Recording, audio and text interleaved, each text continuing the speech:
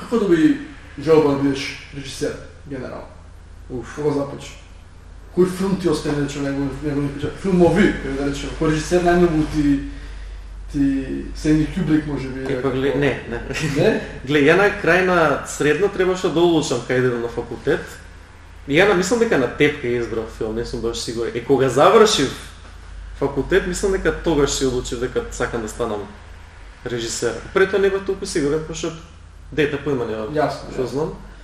И понатака ме зграбчи повеќе таа дејност, тоа по уметноста повеќе, ама исто откако сватив дека исто така е занае, дека не е нешто што или го имаш или го немаш, дека можеш да го научиш со труд, со учење, тогаш се нафатив. Пошто беше интересно, нели, кога ќе се отвори врата кон нешто толку големо, се возбудуваш и си викаш, одвај чекаш да почнеш да учиш, да твориш, да грешиш особено.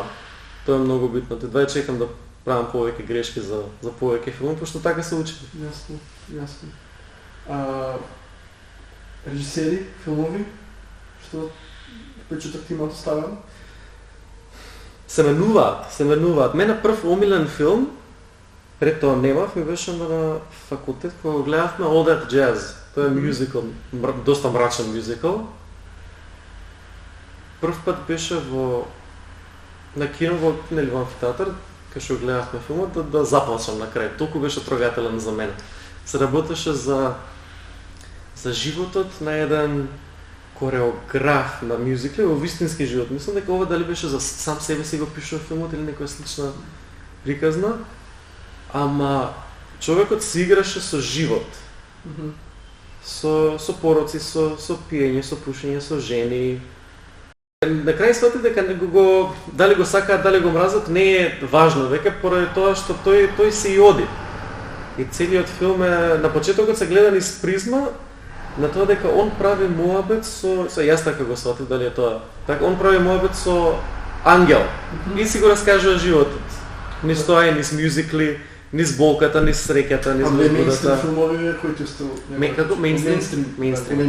Да речем. Еве највише ми зборат, најмалку им се свига на луѓе кои ќе им кажам дека Джокер ми е омилен филм. Особено кај нас, не знам дошто има таква верзија кон филмот. Мене ми е супер, пошто го гледам како најцелосен филм. Германци е Gesamtkunstwerk, кој вика, како целосно уметничко дело. Што има единство, така секој елемент си работи во функција на еднината и функционира, ептен. А да вие поставиве нешто, ти имаш некој впечаток, нешто да изгледано, што речеш, ово е интересно, ово сакам да го применам во моите филмови. Имам повеќе, имам многу такви, многу.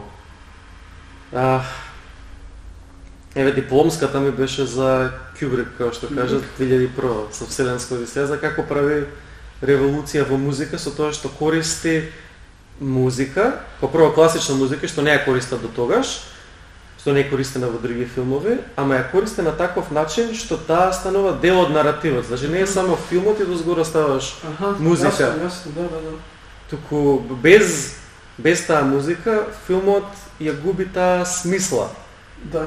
Како една од првите сцени е кај што главниот лик патува во со вселенски брод. И у позадина иде плавиот Дунав, и са вселенско патување, ова е средина на 20 век филмов. И тогаш идење во вселена ти е новиот фронтир. Огромна е, така не можеш да замислиш нешто поголемо од тоа. И овој го сведува на возење со автобус. Така со таа песна, си седи нешто, си јаде, си лета пенкалото во воздух. Го прави банално и затоа без таа песна, без таа таква музика не би било исто. Значи друга е музиката, друг е наративот и исто така овој Кюбрик знаел да биде малце, како да кажам, не бил толку фин во однос на музиката, пошто од Лигети Clockwork Orange, да, чекај да докажам само за Лигети. Он ја има украдена таа, мислам дека беше една од последните песни во филмот. Он е, мислам дека унгарски беше композитор.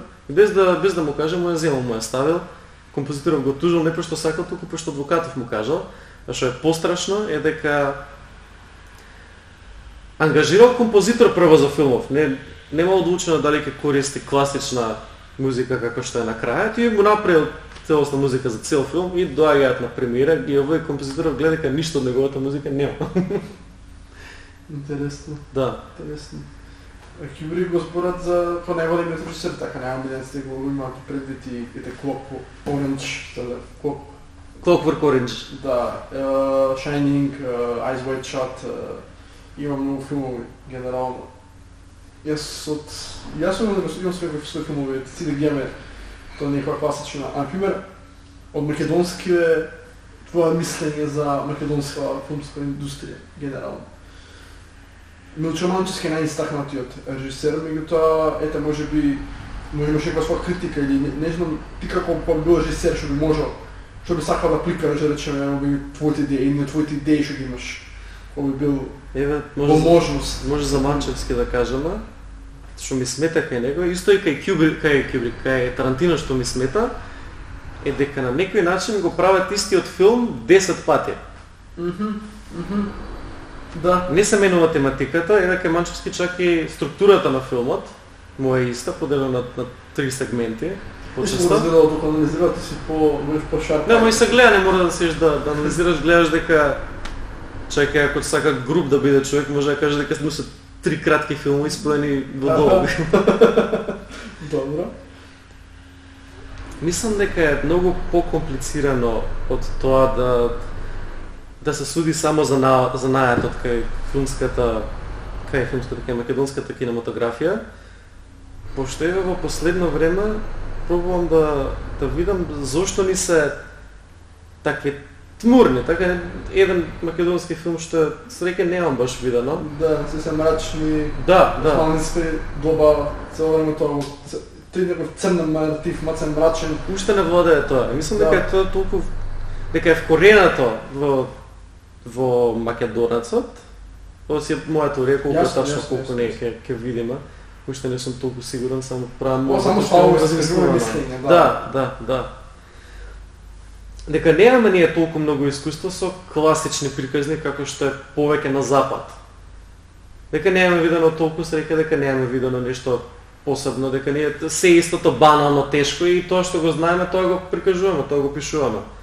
Значи е резултат на околината. Јасно.